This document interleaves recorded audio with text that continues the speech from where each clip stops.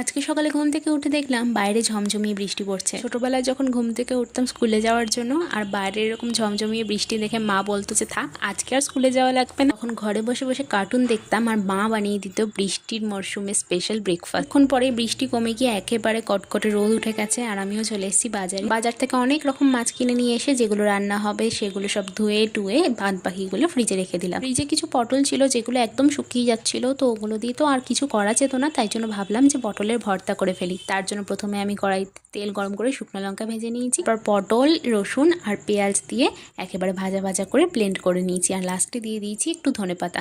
অন্যদিন আমি এটা একটু বাদাম দিয়ে করি, তবে আজ আর বাদাম দিয়ে করলাম না। এরপর ছিল ডাল আর লোটে মাছের ঝুড়ো।